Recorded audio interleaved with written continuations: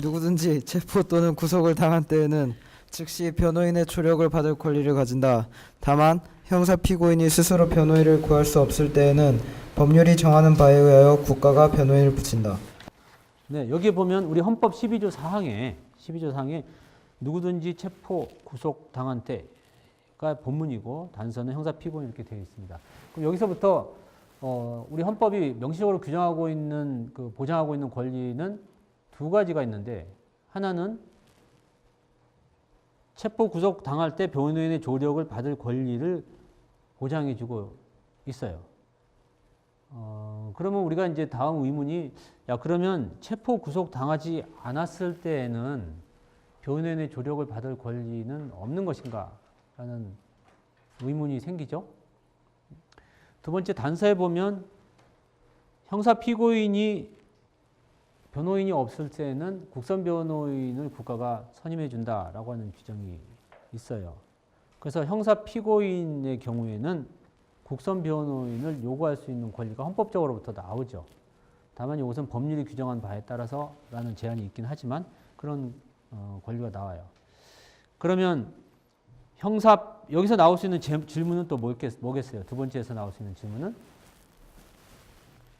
형사 피의자에게도 국선 변호인을 해달라고 요청할 수 있는 권리가 있는가?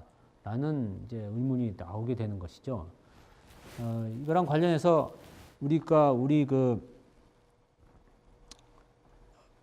법률에 우리 형사소송법 89조, 209조에서 무엇을 규정하고 있냐면 구속된 피의자 피고인은 타인과 접견 교통권이 있다라고 규정을 하고 있어요. 즉 구속된 피의자 피고인은 타인과 접견 교통할 수 있기 때문에 이 법률에서 다른 사람과 접견 교통한 내용 중에 하나로 변호인과 접견 교통할 권리를 가지고 있는 것이죠. 접견 교통이라고 하는 것은 뭐냐면 변호인을 만나는 권리. 그 다음에 교통은 변호인과 서로 뭔가 주고받는 권리. 즉 변호인으로부터 내의도 받을 수 있고 변호인에게 뭘 좀 줄 수 있고 이런 권리들, 이런 접견하고 교통할 수 있는 권리가 우리 법률에 규정되어 있었고요. 또 우리 형사소송법 34조에 보면 변호인 또는 변호인이 되려는 자를 포함해서 이 변호인은 피의자 피고인과 접견 교통할 권리가 있다고 규정하고 있어요. 그래서 이렇게 보면은 헌법적으로는 지금 본 것 같이 체포 구속당한 사람이 변호인의 조력을 받을 권리가 있다고 되어 있고 형사 피고인의 국선 변호인 청구권이 있는데 헌법적으로 있고 법률적으로는 구속된 피의자의 접견 교통권이 있고 변호인이 피고인과 접견 교통권이 있는데 그러면 그 밖에 다른 규정들은 이제 없는 상태였었어요.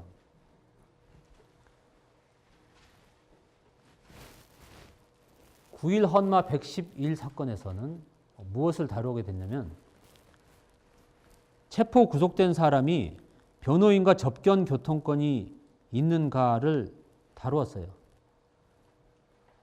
그 전에도 이미 법률에 의해서 타인과 접견 교통권이 있기 때문에 이 타인과 접견 교통권은 변호인과의 접견 교통권과 같은 고도의 접견 교통권이 아니라 일반인, 즉 구속된 사람은 자기 아버지, 자기 엄마, 자기 친구, 자기 애인 이런 사람들을 만날 권리가 있다고 되어 있는데 변호인과 만날 권리와 일반인과 만날 권리는 많이 상당히 차이가 있겠죠. 일반인과 만날 권리는 많이 제한이 가능하고 변호인은 자신의 방어를 위해서 제도적으로 보장해 주는 필요가 있기 때문에 더 제한이 좀 엄격하게 될 수 있는 것이 있는데 우리 법률에는 변호인과에 대해서는 명백한 규정은 없었어요. 다만 타인과의 접견 교통권을 매개로 해서 권리가 인정될 수 있다는 해석이 가능했었는데 9.1 헌마 111 사건에서 우리 헌법 12조 4항 누구든지 체포 구속을 당한 때에는 변호인의 조력을 받을 권리가 있다고 하는 그 변호인의 조력을 받을 권리 속에 변호인의 접견 교통권이 들어간다라고 해석을 하게 되죠. 즉 변호인의 조력을 받을 권리라는 것은 변호인으로부터 도움을 받을 권리인데 변호인으로부터 도움을 받을 권리 중에서 가장 중요한 것은 뭐냐? 변호인의 도움을 받으려면 변호인을 만나야지 도움을 받을 거 아니겠어요? 그래서 변호인의 도움을 받을 권리 중에 가장 핵심이 변호인의 접견 교통을 받을 변호인과 접견 교통할 권리라고 해석해서 그래서 법률과 관계없이 헌법적인 권리로 변호인과 접견 교통할 권리를 피의자에게 인정을 했습니다. 근데 그것은 우리 12조 4항을 해석하면서 나왔기 때문에 구속된 피의자 피고인 그러니까 체포 구속된 사람에 한해서 그렇게 이제 판시를 했던 것이고 그 뒤에 2000 헌마 474 사건이 나오게 되는데 2000 헌마 474 사건은 적부심의 변호인이 고소장과 경찰 피의자 신문조서에 열람권이 있다라고 하는 헌법적인 권리가 있다라고 하는 규정 해석을 하게 돼요. 이것은 구속 적부심의 변호인이 적부심으로서 변론을 제대로 하려면 최소한 이 사람이 고소를 했을 때 무슨 이유로 지금 고발이 됐는지는 알아야 되고 이 당의 피고인이 피의자가 경찰에 가서 무슨 진술을 했는지는 알아야 되기 때문에 그 내용은 좀 볼 수 있다라고 하는 그런 그 판시를 했던 것이고 그 뒤에 그 2003모 402 사건이 있게 되는데 소위 말하는 송두율 사건이라고 송두율 씨 사건인데 여기서 구금된 피의자는 피의자 신문할 때 변호인이 참여해 달라고 요구할 권리가 있다라고 판시를 했어요. 구금된 피의자의 경우에는 이것은 어떻게 이해를 할 수 있냐면 우리 헌법 12조 4항에 누구든지 체포 또는 구속을 당한 때 변호인의 조력을 받을 권리가 있다고 하는 그 변호인의 권리, 조력을 받을 권리 속에 자기가 경찰한테 조사를 받을 때, 경찰에서 조사를 받을 때 변호인이 참여할 수 있도록 요구할 권리를 보장하고 있다. 그 속에 포함되어 있다라고 해석을 한 것이죠. 즉 특별히 법률이 규정하지 않더라도 헌법적인 권리로서 인정이 된다라는 해석을 한 것이 이 송두율 사건이었어요. 이러다가 2000 헌마 138 사건이 있었는데 이게 총선 시민연대 사건인데요. 총선 시민연대 사건은 당시 이제 2000년도쯤에 어떤 일이 있었냐면 이렇게 정당에서 국회의원 후보를 이렇게 추천을 했는데 후보자를 내잖아요. 후보를 하게 되는데 시민단체들이 볼 때는 국회의원으로서 적절치 않다라고 판단하는 사람까지 공천을 한다 이렇게 판단을 하고 그럼 그 사람들에 대해서는 공천이 적절하지 않다라고 하는 리스트를 내고 그것을 계속 이렇게 언론에 공개를 하고 그런 일들이 있었어요. 그러니까 그것이 선거법에 위반된다라고 하는 그 혐의를 받고 조사받은 적이 있고 이제 그때 조사받은 사람 중에 한 분이 지금 현재 시장하고 계시는 박원순 시장과 최열 씨 등이 이제 당시 유명한 그 피의자였었던데 이 사건을 통해서 헌법재판소가 새로운 또 권리를 하나 해석을 통해서 나오게 되는데요. 당시 그 피의자였던 분들이 불구속 상태였어요. 불구속 상태인데 경찰에서 조사를 받을 때 내가 변호인의 참여를 좀 요청을 하고 싶다라고 요청을 했는데 조사 그 수사기관에서 조사를 하는 사람이 변호인 참여를 시키지 아니하고 그냥 조사를 하고 피의자 신문 조서를 작성을 하게 됐던 것이죠. 작성을 하게 됐는데 그러면 이때 이 불구속 피의자에게도 참여권이 있는 것인가라는 것이 되었고 당시에는 법률의 규정이 없었기 때문에 헌법으로부터 바로 이러한 권리가 도출될 수 있는가가 문제됐는데 우리 다시 헌법 12조 4항을 한번 보게 되면 변호인의 조력을 받을 권리에 대해서 체포 구속당한 때 이런 권리가 있다라고 규정을 하고 있어요. 그 앞에 우리가 2003모 402 사건에서는 구금된 피의자에 대해서 변호인 참여 요구권이 있다고 해석이 됐고 이 변호인 참여 요구권이 바로 변호인 조력을 받을 권리 하나로라고 이렇게 해석이 됐었죠. 그거는 이제 요 해석을 통해서 가능한데 이게 변호인 참여 요구권이 변호인 조력을 받을 권리 하나라고 하더라도 과연 불구속된 피의자에 대해서도 있는가가 이제 문제가 됐던 사안이었었어요. 여기에 대해서 여러분들의 의견을 한번 들어보고 싶은데 어떻게 생각하시는지요?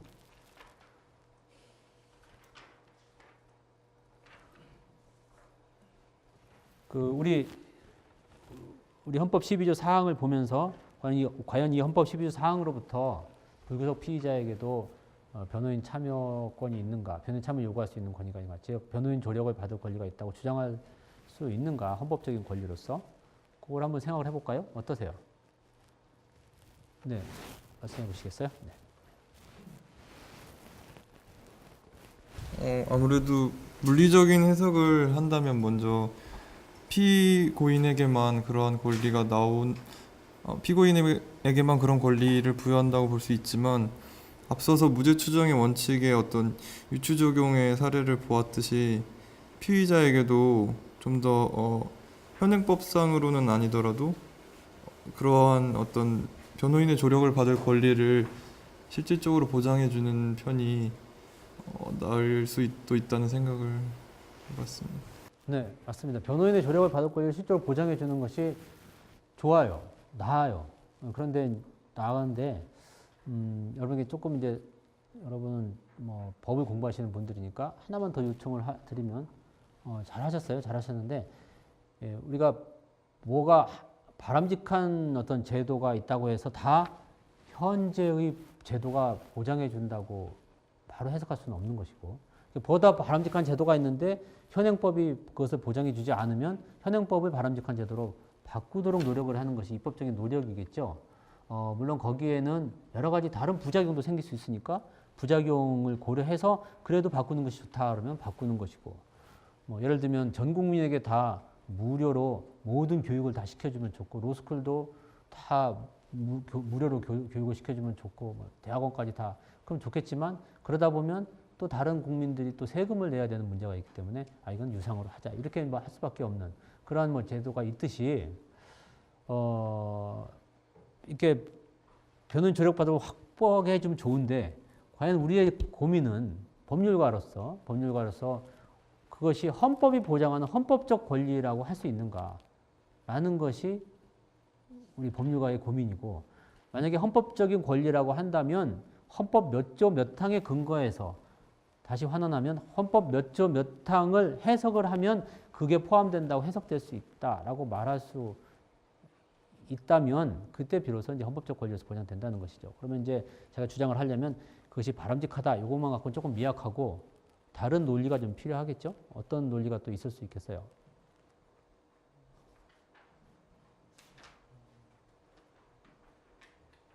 너무 갑자기 질문하니까 좀 당황스러울 텐데, 형사소송 절차에서 절차적인 권리는 피의자보다 피고인이 더 많이 보장되고 있다고 봐야겠죠. 현재 우리가 아까 본 것처럼 피고인은 당사자의 지위까지 또 고양되어 있고 피의자는 아직 당사자는 아닌 것이니까 그렇게 볼 수는 있지만 조금 제 마음에 흡족한 답은 아닌 것 같아요. 네, 말씀해 보세요. 예, 그러니까 적법처차의 원리 및 그 법치국가 원리에서 체포 구속을 당하지 않은 그 피고인에게도 조력을 받을 권리가 인정된다고 해석하는 것이 옳다고 생각합니다. 네, 지금 이렇게 얘기하신 분이 우리 헌법재판소가 취하고 있는 기본적인 이제 논리라고 볼 수가 있겠어요. 그러니까 12조 사항 등에서 규정하고 있는 우리 이제 적법 절차의 원리가 있잖아요. 우리 헌법이 규정하고 있는 이 적법 절차의 원칙은 피고인 또는 피의자에게 최대한 인권을 보장하는 그러한 제도를 통해서 유죄를 확정을 하자는 그러한 원리고, 그러다 보면은 그걸 위해서 피고인에게 최대한 인권 보장을 해줘야 되는 변호인 조력권이 필요하다. 변호인 조력권이 그 내용으로 포함될 수 있다라고 해석을 하고, 따라서 불구속 피의자에게도 변호인의 조력을 받을 권리가 인정되고, 그 내용이 하나로서 변호인이 피의자 신문 조사에 참여해달라고 요구할 수 있는 권리가 있다. 이런 논증을 이제 했던 것이 헌법재판소의 입장이죠. 그러면 이런 헌법재판소 입장에 대해서는 반론이 가능하지요. 반론이 가능한 게, 그러면 왜 헌법에서 구속 또는 체포된 피의자, 체포된 사람이라고 명시를 했습니까? 그렇다면 누구든지 수사를 받는 사람은 또는 피의자는 이렇게 하면 될 것이지 왜 헌법에서 그렇게 한정돼서 명시를 했을까요? 그건 이제 헌법재판소의 소수 의견의 입장인 거지, 자네 입장은. 그런 의견이 가능하고 소수 의견에 놓은 거는 뭐냐면 변호인의 조력을 참여시키고 이런 것들은 어떠한 일종의 그 국가기관에게 어떠한 요청을 할 수 있는 국가기관의 절차에 어떠한 자기가 요청을 할 수 있는 권리, 즉 그 청구권적 기본권이다. 그래서 이 청구권적 기본권이라는 것은 명문이 있어야만 허용되는 것이다라는 것이죠. 그런 논거를 가지고 있어요. 청구권적 기본권보다 앞선 기본적인 권리가 우리가 자유권적 기본권인데 헌법적으로 자유권적 기본권은 뭐라고 말을 안 해도 모든 사람은 다 자유로운 권리가 있어요. 그래서 특별히 자유권적 기본권은 제한하지 않는 한 모두 가지고 있다. 포괄적인 권리를 볼 수 있는데 청구권적 기본권은 특별히 이렇게 그것이 국가가 부여하는 그런 규정이 있어야 된다라고 하는 논거, 그런 논거에서 따라서 이 명문으로 불구속 피의자는 규정하고 있지 않기 때문에 그 사람들에게는 보장되지 않는다라고 하는 것이 소수 의견의 입장이고 그것이 지금 우리 학생이 얘기한 논거예요. 그런 논거도 충분히 가능하고 그래서 소수 의견의 재판관님도 소수 의견이 있었는데 지금 우리가 이제 다수 의견은 불구속 피의자에도 인정된다 이렇게 얘기를 했던 것이고 우리가 고민하는 것은 불구속 피의자로 인정되는 논거를 적법 절차의 원칙에서 찾았는데 그 다 좋은데 명문에 반하지 않는가라고 했을 때 그 명문에 반하지 않는다라고 하는 논리가 하나 있는데 그 논리가 무엇인가를 지금 추적해 나가는 건데요. 어떤 것 같아요? 우리 헌법재판소 저쪽 말씀해 보세요.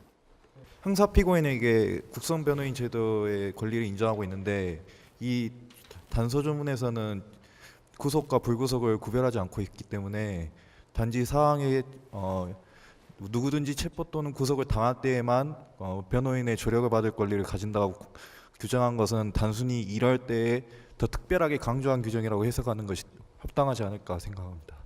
네, 지금 정확하게 우리 헌법재판소 다수 의견의 논리를 정확하게 말씀을 해주셨어요. 다수 의견에 의하면 바로 우리 단서에 보면 구속 따지지 아니하고 형사 피고인에 대해서 그러한 그 국선 변호인을 요청할 수 있는 권한을 줬는데 그렇다면 단서라는 것은 본문이 있고 다만 이렇게 된다면 본문에서 보장한 것 중에 일부를 제한하는 쪽으로 단서를 규정하는 거잖아요, 보통은. 그러니까 본문에서는 이미 구속, 불구속 다 인정해 주는 것이다. 다만 특히 구속된 사람들에게는 그 보장이 매우 절실하기 때문에 그것을 특히 명시했을 뿐이다. 라고 이해하고 있어요. 그래서 우리 헌법 규정에 반하지 않는다라고 해석하는 것이 다수 의견이죠. 그래서 지금 본 것처럼 2000 헌마 138 사건은 다수 의견과 소수 의견이 나눠져 있고 이 사건을 통해서 불구속 피의자에게도 이러한 내용이 다 확보되었던 것이에요.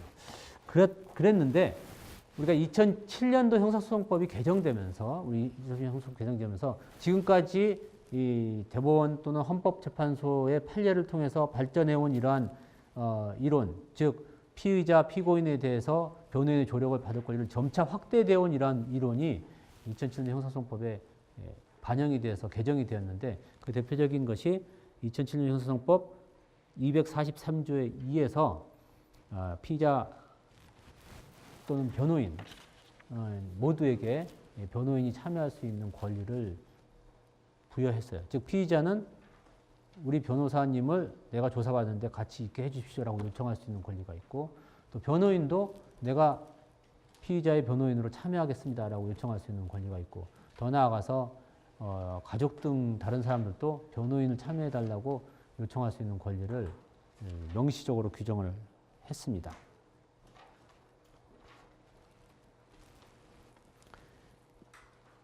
그것이 이 2007년 형사법 개정돼서 있는 그 법률이 현행 법률이고 따라서 현재는 변호인의 참여권이 완전히 보장되어 있다 이렇게 볼 수가 있어요. 물론 우리가 구체적으로 보면은 변호인이 참여할 때 약간의 제한은 있어요. 제한의 내용은 뭐냐면 변호인이 참여함에 있어서 그 신문할 때 내 변호인이 의견을 진술하는 게 아니고 신문한 후에 의견을 진술하는 것을 원칙으로 하도록 하고 또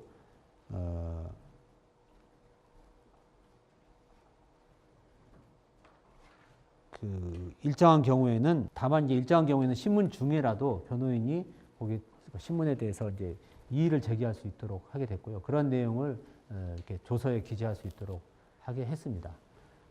그런데 이제 이러한 변호인 참여권의 제도에 대해서는 다소 이렇게 비판도 있을 수 있는데 뭐가 있냐면은 변호인 참여권이 있는 건 좋은데 변호인이 참여하려면 변호인도 완전히 뭐 자기가 그냥 봉사하는 것만은 아니고 자기도 어떤 시간을 써서 하기 때문에 그 참여하는 데 대해서 예를 들면은 변호인이 참여할 때마다 시간 얼마당 얼마씩 이렇게 보수를 요구할 수도 있게 돼요. 그렇게 되면 변호인이 참여를 요구할 때 무슨 일이겠어요? 돈이 좀 여유가 있는 사람은 변호인 참여를 많이 주장할 수 있지만 돈에 여유가 없는 사람은 그거를 할 수가 없겠죠.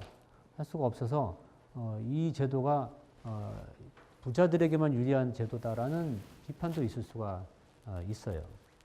또 한편 변호인이 참여를 하게 되면 어떤 문제가 있을 수 있냐면 변호인이 참여하지 않았을 때에는 피의자에게 어떤 부당한 가혹행위를 했던가 또는 뭐 부당한 대우를 했을 때 그 조사가 적법하지 않다라고 하는 항변할 수 있는 여유가 생기는데 변호인이 참여하게 되면 이제 변호인이 참여해서 그런 조사가 이루어졌으니까 변호인 앞에서 적법하지 않은 행위를 할 리는 별로 없잖아요. 그러니까 가서 어떠한 뭐 부적합한 일이 사소한 불법함이 있을 때 그것을 다툴 수 없는, 즉 변호인이 참여함으로써 오히려 수사기관의 조사에게 적법성을 부여해주는 반대적인 역할을 할 수 있는 것도 있다. 이런 정도의 이제 비판이 있을 수가 있죠.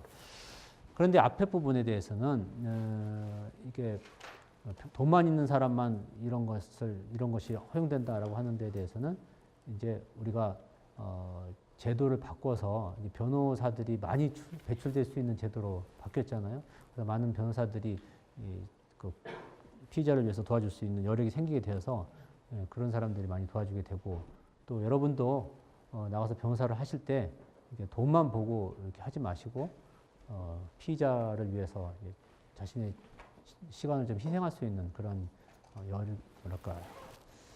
그런 마음을 가지고 절차에 참여해 주셨으면 좋겠어요. 오늘 수업 여기까지 하겠습니다.